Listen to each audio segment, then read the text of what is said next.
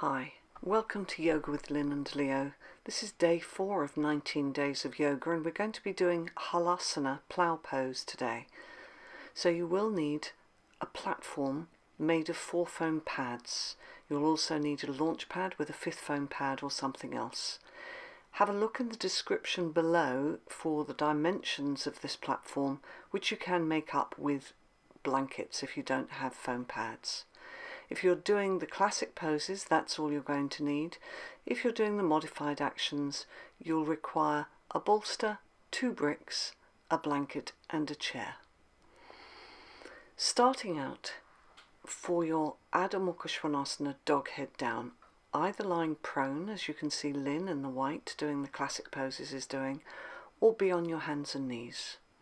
Have the fingers spread, the knuckles pressing down, the middle finger facing forwards. Move your abdomen towards your spine. If you're lying prone on the floor as Lin is showing, you can tuck your toes under and activate your thighs.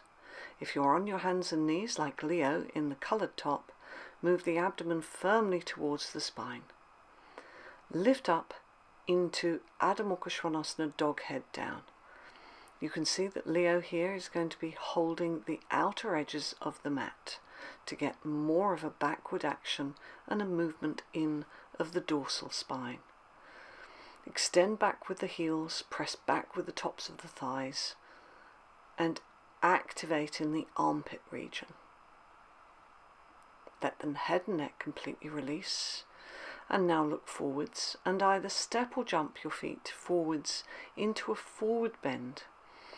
You can see that both Leo and Lin are taking their feet quite wide to start with, Leo even wider than Lin. This gives you a little more space if your hamstrings are tight. Leo is taking her hands down onto bricks, Lin has her hands to the floor. Both are extending forwards with the collarbones and lengthening the front of the body. We're going to come back into Adho Mukha Svanasana again, dog head down. So either gripping the sides of the mat or with the palms of the hands flat to the floor, step or jump back into dog pose, Adho Mukha Svanasana. Push back with the top of the thighs, let the head and neck completely release, and move the armpits towards your thighs. Hit back with the fronts of the ankles, lift the kneecaps, be active in your legs. Allow the breath to flow, fine inhalation, fine exhalation through the nostrils.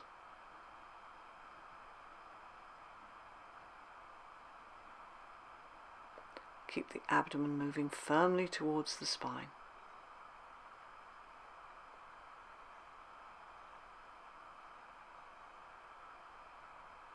Allow the breath to flow, fine inhalation, fine exhalation through the nostrils. Lifting the head to either step or jump your feet back into Uttanasana. So now the feet are going to come a little narrower for both. So Leo now has her feet hip width apart but is still using the bricks. Lin has the feet together and is now coming more into the full action of Uttanasana, taking the palms of the hands by the feet and letting the whole of the front of the body release down the fronts of the thighs. If the hamstrings are tight, be on your bricks, lift your heels and get that opening in the fronts of the legs and the backs of the legs. This really helps to lift your kneecaps, lift your thigh muscles, keep the abdomen lifting towards the spine, and keep that lift through the legs as you let the heel bones descend. So the bones of the legs are grounding down. Bring the hands forwards and come up into a Tadasana action. If you're working in the modified pose, then take your bricks to the back of your mat, either side of your mat. Stand in Tadasana, mountain pose. Be in the centre of your mat with the inner edges of the feet together, lift through your chest. Bring your hands to the centre and step or jump the feet wide for the lateral poses. Extend into your fingertips, lift up with your chest. Turn the left foot in slightly, the whole of the right leg and foot out completely. Bend to an angle on your right leg. Press firmly into the outer edge of your back foot, your left foot, and look along the ring finger of your right hand. Lift up, turn the feet to face back forwards, and turn the feet in the other direction. Right foot in, whole of the left leg and foot out, come into your angle. Keep the back leg strong and straight, the arms in line with your shoulders, and look along the ring finger of the front hand. Turn the feet to face forwards, and step or jump the feet back into Tadasana. Stand in Tadasana, extending through the crown of the head. Bring the hands together and step or jump the feet wide for Trikonasana triangle pose. Turn your left foot in slightly, the whole of the right leg and foot out completely, keeping both legs straight. Extend into your Trikonasana. Keep both sides of the waist long. If you're working in the modified actions, place your top hand onto your top hip so that you can roll your top shoulder up and back. Keep drawing up the front leg kneecap. Working in the classic pose, you can take the hand to the floor by the outer ankle. But if you do this, make sure that you don't collapse the chest. Both sides of the chest should be facing forwards. Keep the back leg strong and straight to lift up out of the pose. Turn the feet to face forwards and then turn the right foot in slightly, the whole of the left leg in and foot in out completely. You can bend that front leg a little to get the rotation in the frontal thigh. Then extend and lengthen into your Trikonasana again. Again, those working in the modified action, take the top arm onto the top hip and then roll the shoulder back and down before extending the top arm up. If you're working in the modified action, place the hand onto the shin and look forwards. Those working in the more advanced classic pose can take the hand to the floor and look up at the top arm. You're rotating the spine from the base. Press firmly into the outer edge of the back foot, turn the feet to face forwards, and step or jump the feet back into the center. Stand in Tadasana mountain pose. Again, get the grounding in this pose, extend into the fingertips, and lengthen through the spine. Take the weight back into the heel rims, and lift up out of your pelvis. Come again into a wide-legged action, stepping or jumping the feet. Extend into your fingertips. Turn your left foot in slightly, the whole of the right leg and foot out completely. Bend to an angle, lengthen, extend, and take your top hand up and either over, as in the classic pose, or just straight up. You can see that Leo here is using a brick to take the right hand onto. This gives more opening in the chest. For those who can get that opening without the brick, you take the hand to the floor. Turn the feet to face forwards, coming up, stretching into your fingertips, and we're going straight to the other side. So turn the right foot in slightly, the whole of the left leg and foot out completely. Bend to an angle and take your left hand either to your brick or to the floor. You can see here that Lin has rotated her right arm in its socket so that palm of the hand is now facing the floor. The back of the arm is behind the ear and she's looking up towards the ceiling. This is quite a strong action for those without much mobility in the spine. So if you're working in the modified action, just have the arm straight up. Turn the feet to face forwards, coming up now, and step or jump the feet back into the center. Stand in Tadasana. Recover your equilibrium in your mountain pose, spreading the toes. So we're coming into a seated position now. Leo is going to be sitting on the platform. You can always just use a bolster or a foam pad or a couple of foam pads. Because Leo is on a height, she needs some bricks to take her hands down to. We're coming into a Marichyasana action now. So bring your left leg in and stretch the left arm up. hook the left arm to the inside of the left leg and take the right hand behind you. Keep your right leg strong and straight and push the upper arm into the inner knee, inner thigh as you rotate the spine from its base. You can see that Leo has taken her brick behind to get a little more action because she's on height. Come back to the center, sit in Dandasana, lift your chest, roll the shoulders back and down. And now bring the right leg in. Bring it as close as you can. Extend up with your right arm and hook your right elbow to the inside of your right knee, right inner thigh. Keep that right shin vertical, don't let it push out. So you push with your upper arm, but you resist with your thigh to help the rotation from the spine. Have the palm of the hand facing forwards with the fingertips towards the ceiling. Open out in the palm of the hand and keep that rotating action. So roll that left shoulder around and back. Release, stretching forwards into Dandasana, staff or stick pose. Sit in Dandasana, staff or stick pose, lifting the chest and rolling the shoulders back and down. We're going to come next into Halasana, plough pose.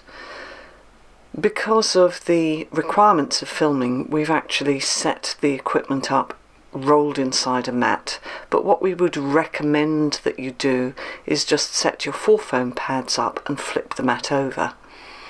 We wouldn't recommend that you take the back of the head to another rubber mat because it sticks on the hair a little. Instead, you should place your platform into your mat and have the back of the head onto a wooden floor or a carpet. You can see that Leo is using a bolster for her launch pad. Lin has got a foam pad. Leo is going to take her feet to the seat of a chair. If you're not sure about Halasana, distances and how to come into it, then have a look at our How to Improve Your Halasana series and our Halasana tutorial, or even better, ask an Iyengar teacher to help you with your Halasana. So either place the hands into the back or interlock the fingers behind to get the openness in the shoulders. Move your elbows in towards one another. The back of the neck should be long. You should be on the tips of your toes, so whether your toes are to the floor or to the seat of a chair, as Leo is showing in the modified action, you're working the thighs away from your face. There should be no pressure in the head and no discomfort in your neck. If you have any of these problems, then go and see a local Iyengar teacher and ask them to advise you.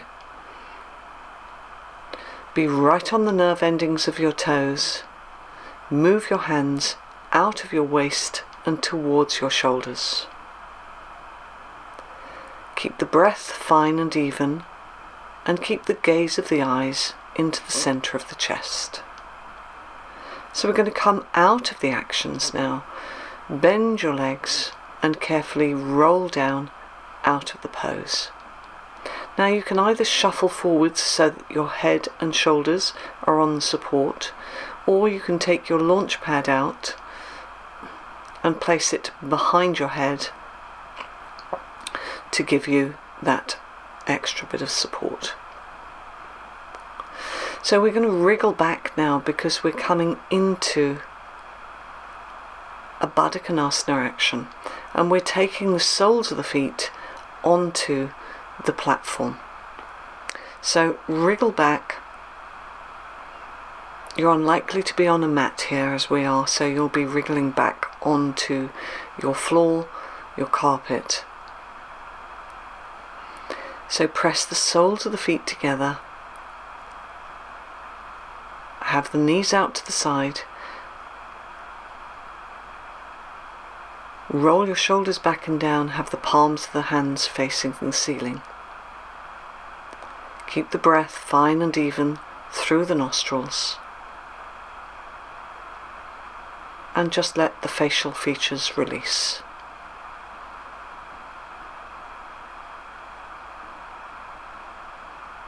Just rest down after your halasana plow pose action.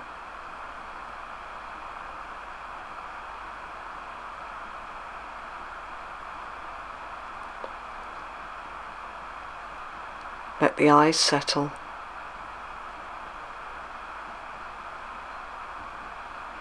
And allow the breath to become steady.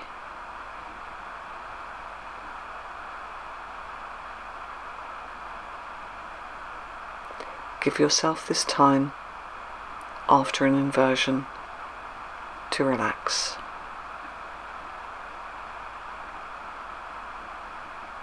So we're going to come out of the action, bringing the knees together, carefully rolling to the right and coming up.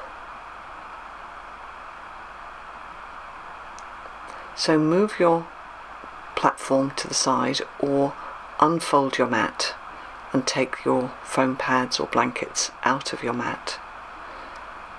We're coming to lie in Shavasana now. So you can see that Lin is just lying with her legs bent onto her mat and then extending her heels away and letting the feet release out to the side. If your head tips back a little, then it's always good, particularly if you're relatively new to yoga or if you've got any problems of stiffness in your upper back or shoulders or neck, to take a blanket or something similar for the back of the head. If you're not comfortable in your lower back lying flat to the floor, then have a bolster to come underneath your knees. You might need more height than this, so you may need to build it up with foam pads or blankets. It doesn't matter that there is a gap in your lumbar spine, but your back needs to be comfortable. Turn the palms to face the ceiling. Let the fingertips curl in naturally towards the palms. Release the feet and ankles. Relax your thighs. Soften in the abdomen. And release in your throat.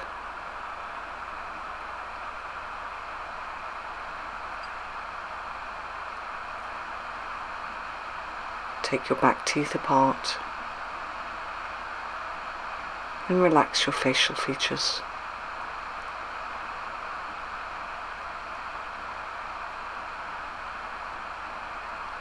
Observe your breathing pattern. So we're going to come out of the poses now. Bend your knees and carefully roll yourselves to the right side. Rest there for a moment and then gently bring yourselves into a seated position. You can sit up onto your bolster or your platform. Let the head and neck release down. Sit in Sukhasana, simple cross legs. Namaste.